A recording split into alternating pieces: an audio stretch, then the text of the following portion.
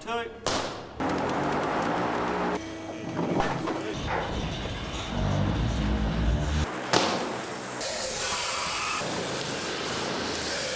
Special effects is never easy, put it that way. I've been doing it for 23 years and it's never easy.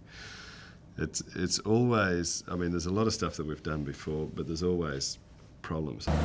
Okay, turn it off, turn it off. Okay.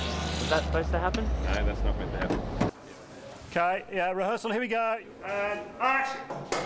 We deal entirely in the real world. What can be shot in camera can be a huge cost saving. And they'll run in, and we'll be going up, and they're going to grab onto that wire and stuff. Now, how are you going to do that? We've got a practical one that pulls out.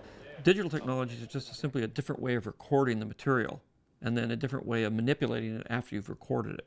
If he held on with his right hand and held on to Obi-Wan with his left hand. Okay. If you've got to hang somebody upside down, it's very hard to do that digitally. It's nothing like having a person actually hang upside down to make you believe that that's what they're doing. And great. Well, that's the right idea. There's various shots in this film where we're using scenes with water shot in a pool, and we had to create the waves because to create the waves using visual effects would have been a terribly expensive exercise. Okay, let's stand by. The actors in, please. Ewan? Yeah. Let Hayden get a little bit ahead of you like he is right now. You're still interested in performance, and you have to work very hard to get those performances. And in a lot of ways, the easiest way to get a really great performance is the old-fashioned way.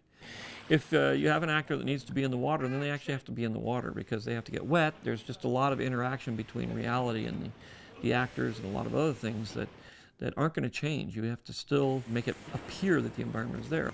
Okay, and cut. Yeah, I just want it to go up one notch. One notch. Do it right away? Yeah. My sort of greatest pleasure is when it really doesn't get noticed that it's gone so well, you know. Like it's when something goes wrong, it gets noticed. Now let's get a move on. We still have a battle to win here. Ha! Yes, sir. I do pitch, which is basically an up and down movement. And I do the yaw movement. I'm Kerry and I do the roll movement, which is obviously that. You stand there and you have another thing. The animatics were to give us the motion so that we could basically copy that into a physical movement on the gimbal. V100 Frank, take one, V mark. Hands up. Set. And action.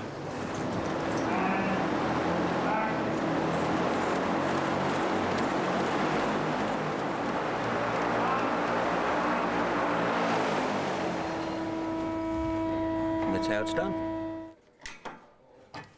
We can do a full, or nearly 180-degree roll and about 60 degrees of pitch and about 60 degrees of yaw either side of centre.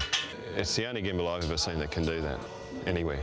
We've gone from a fully manual gimbal to a fully computer controlled, which means we can completely map the movements that we make and then play back exactly what we've mapped. So when we're shooting, we can change that, alter it, so it gives us that facility. And cut. That was great. Let's try one more with bigger swoops in the beginning.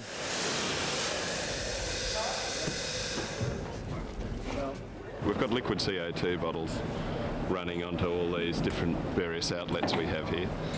We've got guys underneath the stage on the other side operating those, and as the actors come past various points we can put up a steam jet of varying shapes and sizes up to about 3 metres high. Yeah, on the Matrix we spent a long time underneath a particular set, I seem to recall. It was like days. I was under there for a couple of days. It's all right if people keep bringing you food and cups of tea, but you sometimes get forgotten about under there. Somebody shoot, please. Set. Okay, fix up. Action.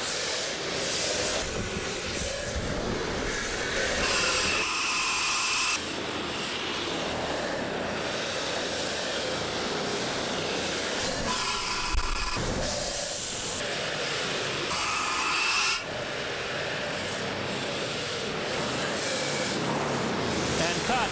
Cut. Cut.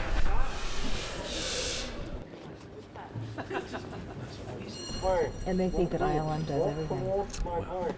We still do it a little bit. Thanks everybody, that's a wrap.